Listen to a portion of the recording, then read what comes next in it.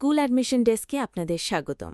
আজকে আমরা আলোচনা করব ২০২৭ সাল থেকে স্কুল ভর্তিতে যে বড় পরিবর্তন আসছে সেটা নিয়ে। জানেন কি, লটারির মাধ্যমে ভর্তি প্রক্রিয়া এখন বাতিল হতে চলেছে? সত্যি? এটা তো অনেক বড় খবর। কিন্তু এই পরিবর্তন কি সব ক্লাসের জন্য প্রযোজ্য? না, সব ক্লাসের জন্য নয়। শিক্ষা মন্ত্রণালয়ের প্রজ্ঞাপন অনুযায়ী শুধুমাত্র প্রথম শ্রেণী থেকে নবম শ্রেণী পর্যন্ত, অর্থাৎ ক্লাস 1 থেকে ক্লাস 9, এই ক্লাসগুলোতে লটারি পদ্ধতি বাতিল করা হয়েছে। এটি সরকারি এবং বেসরকারি উভয় মাধ্যমিক বিদ্যালয়ের জন্যই প্রযোজ্য। বুঝলাম।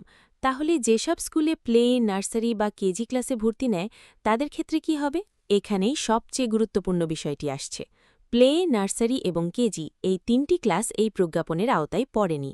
তার মানে এই ক্লাসগুলোতে স্কুলগুলো আগের মতোই নিজেদের পদ্ধতিতে ভর্তি নিতে পারবে। আগের পদ্ধতি বলতে ঠিক কোন কোন পদ্ধতির কথা বলছেন? আগের নিয়মে অনেক স্কুল লটারি করত, অনেকে লিখিত পরীক্ষা নিত, আবার কেউ কেউ মৌখিক পরীক্ষা বা ভাইভা নিত। এমনকি অনেক স্কুল একসাথে একাধিক পদ্ধতিও অনুসরণ করত। এই সব কিছুই প্লে, নার্সারি ও কেজিতে আগের মতোই চলতে থাকবে। তাহলে সহজ করে বললে ক্লাস 1 থেকে 9 লটারি বাতিল, আর প্লে, নার্সারি, কেজিতে কোনো পরিবর্তন নেই। কিন্তু ক্লাস 1 থেকে 9 এখন কিভাবে ভর্তি হবে? প্রজ্ঞাপনে বলা হয়েছে ২০২৭ সাল থেকে স্টেক হোল্ডারদের অর্থাৎ সংশ্লিষ্ট সকলের মতামতের ভিত্তিতে নতুন ভর্তি প্রক্রিয়া নির্ধারণ করা হবে।